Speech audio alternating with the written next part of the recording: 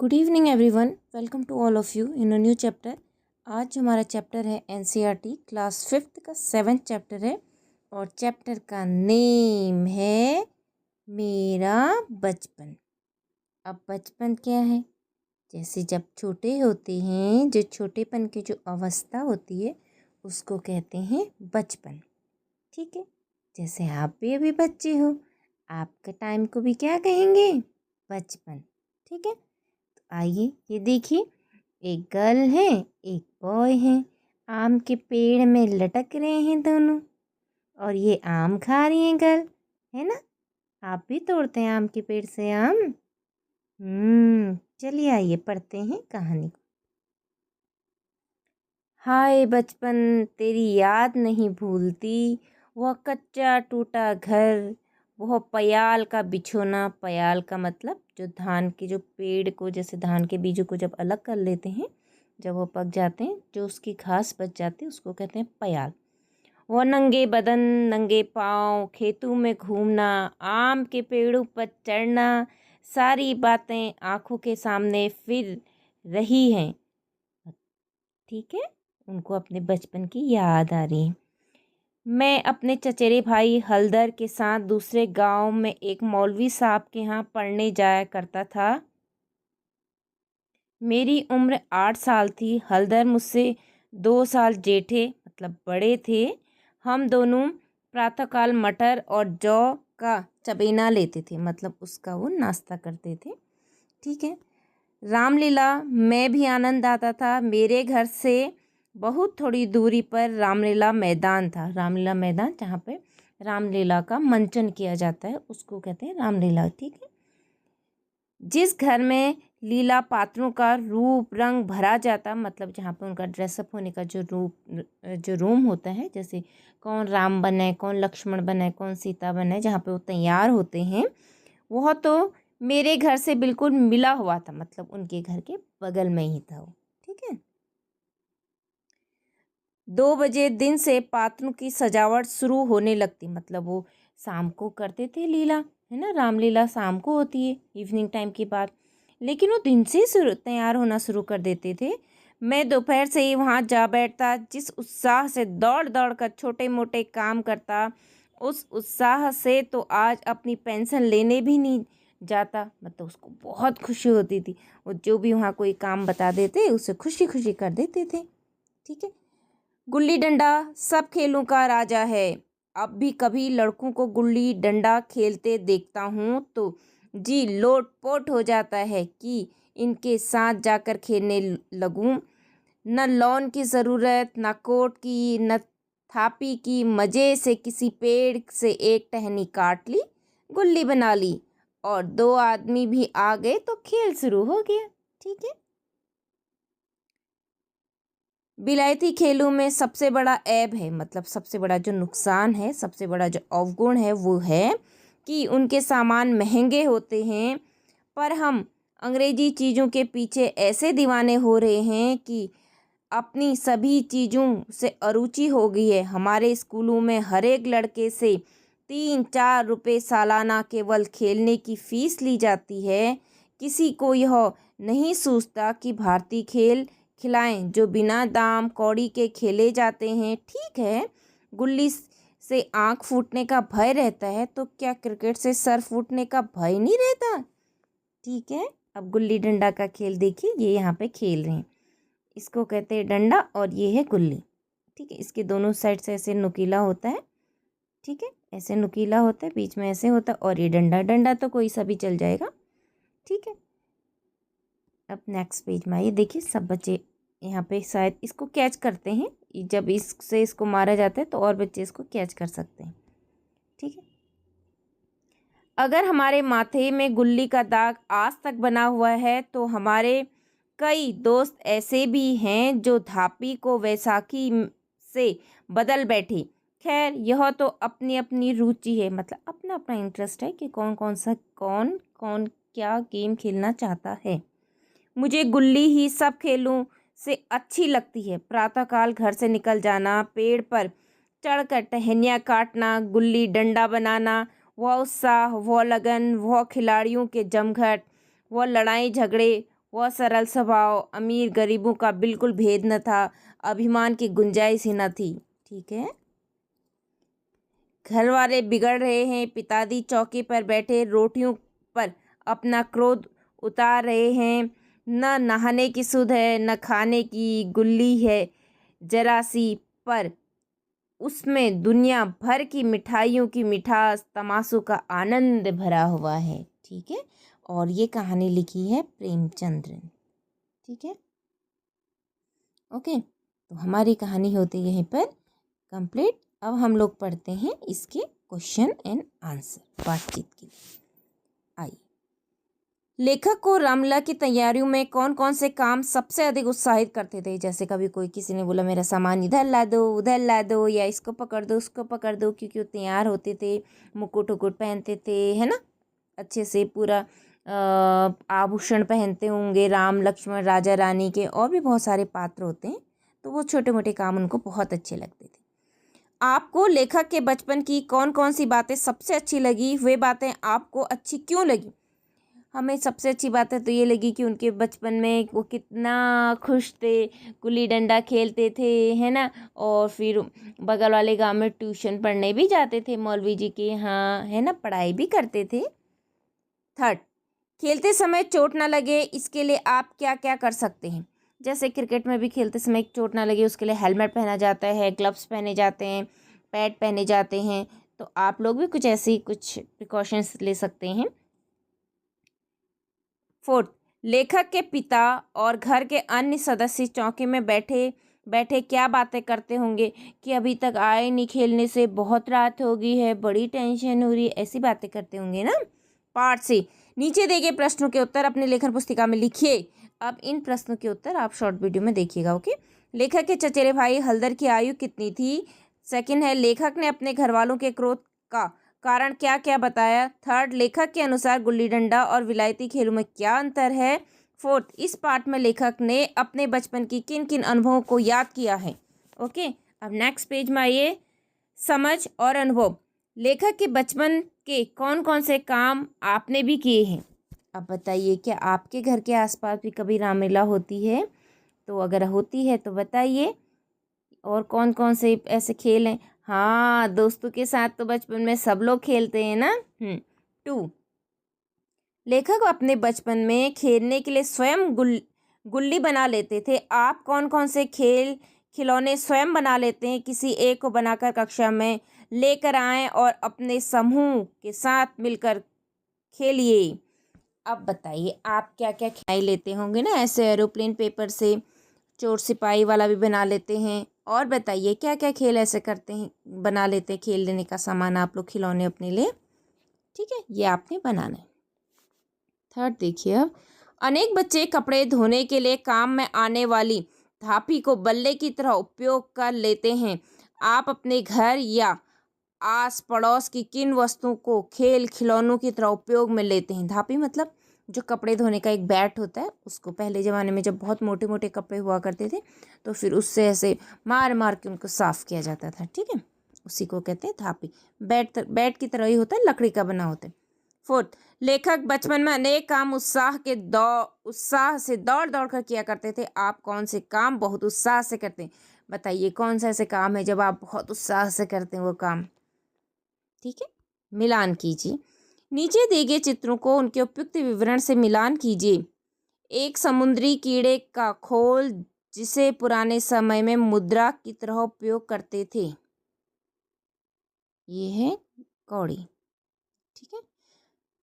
काठ का चपटे और चौड़े सिरे का डंडा, ये है धापी। भ्रमण करना अथवा इधर उधर चलना, ये है भ्रमण करने का सीन। चबाकर खाने के लिए भुना हुआ अनाज, ये है। ठीक है, चबोना उसे कहते हैं जो मतलब भुना हुआ होता है जो अनाज, जैसे अभी भी आते हैं प्रेजेंट टाइम में भुने हुए चने आते हैं ना मार्केट में भी, तो ऐसे उसको ऐसे पहले टाइम पे ऐसा होता था कि उनको घर में भून लिखे तैयार किया जाता था नाश्ता करने के लिए। जैसे कभी भी बच्चों को छोटी मोटी भूख लगी तो उसको दिया जाता था बच्चों को खाने के लिए, या बड़े लोग भी उसी का नाश्ता करते थे। खान पान, लेखक सवेरे सवेरे पहले मटर और जौ का चबेना खाते थे। चबेने के बारे में नीचे दी गई जानकारी पढ़िए। गुणकारी स्वादिष्ट चना चबेना। अब देखिए यहाँ पर भी कुछ आपको जानकारी दी गई है। चना चबेना प्रायः उस खाद्य सामग्री को कहते हैं जो चबाकर खाई जाती है। मकई, चिड़वा, भेल, कई तरह के भुने हुए दाल, भुने हुए चावल, चना, मटर, मुरमुरे, भुना हुआ हरा या उबला चना, दर्जनों ऐसी खाद्य सामग्रियां हैं जो हमारे भारतीय चाहे देश के किसी भी कोने में रहते हों किसी न किसी रूप में चबाते हैं। कई प्रकार की कचरियाँ, कुरकुरे, पापड़, नमकीन ये भी चबेनों का ही हिस्सा हैं, लेकिन ये घरेलू कम व सामान्यतः बाजार में मिलने वाले उत्पाद हैं जिनमें स्वाद तो बहुत होता है लेकिन ये शरीर के लिए उतने स्वास्थ्यवर्धक नहीं होते हैं जितने घर के बने चबेने। अब चना है, चने को पीसेंगे बेसन बनेगा, ठीक है। बेसन से बहुत सारी नमकीनें बनती हैं। तो इससे अच्छा ये है कि चने को हम फर्स्ट फॉर्म में ही कंज्यूम करें। चने को हम भून के खाएं, भिगा के खाएं, है ना, या हम चने को कुछ छौंक के खा सकते हैं। तो जब हमने उसको फर्स्ट फॉर्म में कंज्यूम किया उस चीज़ लाभ है वो हमारे शरीर को ज़्यादा होगा रेदर देन कि थर्ड फोर्थ फॉर्म में पहुंचने तक, ठीक है। तो ये है।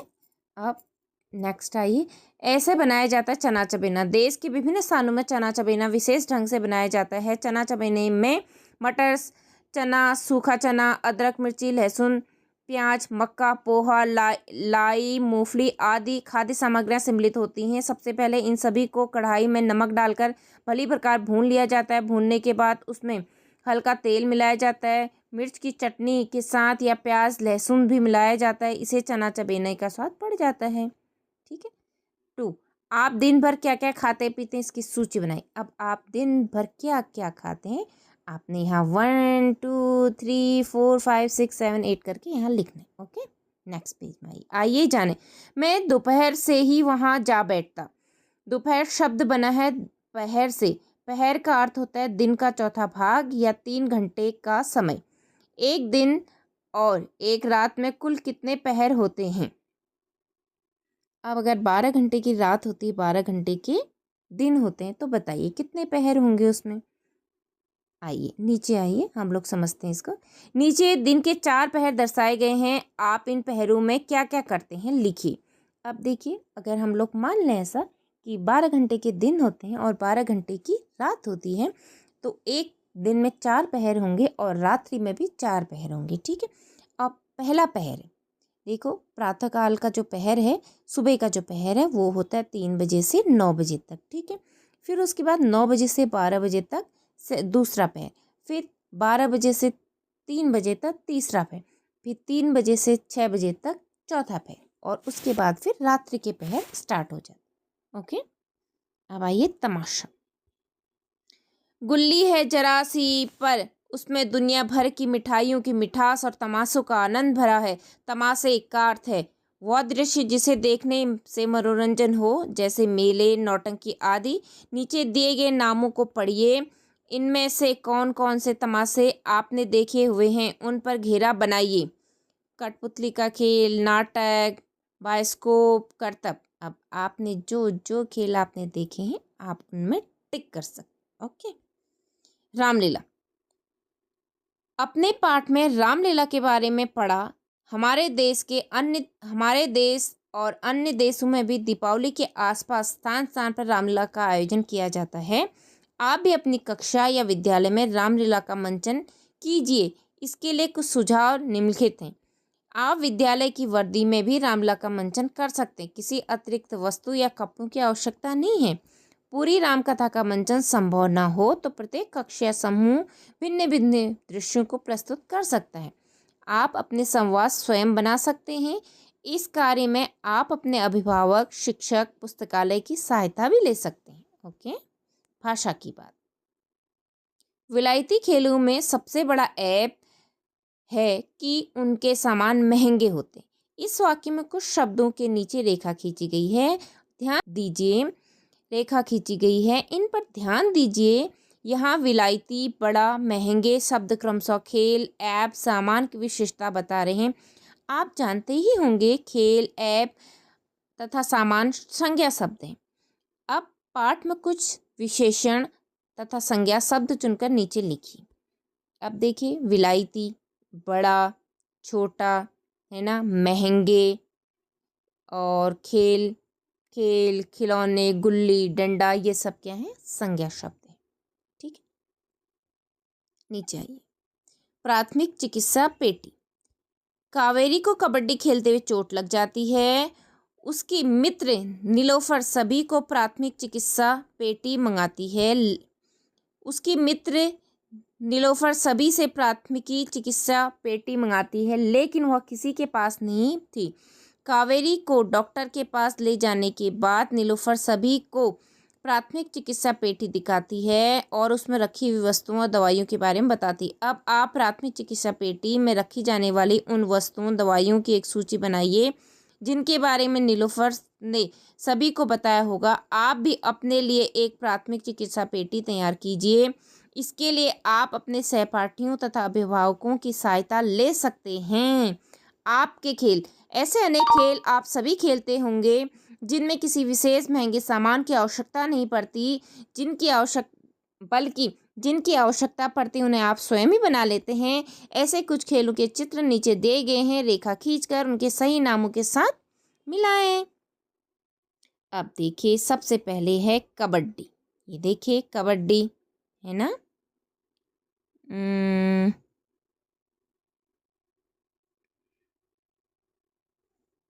लट्टू, पतंग, इक्की दुक्की। ओके, अब आइए आगे।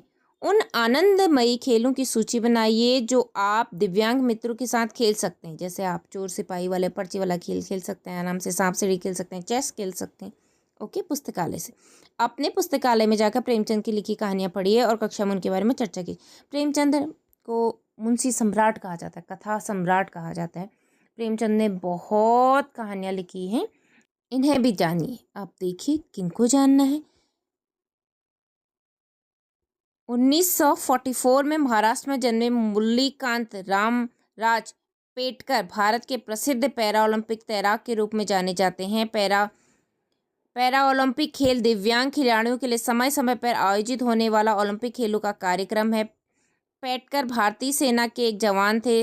1965 में हुए भारत पाकिस्तान युद्ध के समय कई गोलियां लगने के कारण वो लकवाग्रस्त हो गए। उन्हें चिकित्सकों की सलाह पर तैराकी शुरू की। कुश्ती, हॉकी आदि खेलों में बचपन से ही रुचि रखने वाले मुरलीकांत पेटकर ने अपनी लगन और परिश्रम से कुछ ही समय में तैराकी में प्रवीणता प्राप्त कर ली। 1972 में हाइडेलबर्ग पैरा ओलंपिक में भारत का पहला स्वर्ण पदक दिलाने वाले दिव्यांग तैराक बने। तत्पश्चात सन 1918 में भारत सरकार ने उन्हें पद्मश्री से सम्मानित किया। पता लगाइए। आप इस चित्र में दिखाई गई पैरा ओलंपिक महिला खिलाड़ी के बारे में पता लगाइए। इसके लिए आप अपने अभिभावक, शिक्षकों व अन्य स्रोतों की सहायता भी ले सकते हैं। अब आप कल इसके बारे में मेरे को बताइए, फिर अगर आपको जानकारी नहीं मिलेगी तो मैं आपको इनके बारे में बताऊंगी। ओके, ठीक है, कि ये महिला पैरा ओलंपिक खिलाड़ी कौन है। ठीक है, अब पैरा ओलंपिक क्या होता है, जिसमें जो दिव्यांग लोग होते हैं जिनके शरीर में किसी न किसी कारणवश कुछ न कुछ कमी रह जाती है, तो वो लोग का अलग ओलंपिक होता है, उनका अलग खेल होता है। जैसे हमारा ओलंपिक होता है, उनका पैरा ओलंपिक होता है। तो होते हैं जो दिव्यांग है। ठीक है, ओके, तो हमारा ये चैप्टर होता है यहीं पर complete. Thank you for watching everyone. तब तक पढ़ते रहिए, मिलते हैं कल दूसरे वीडियो में। ओके, बाय, जय हिंद।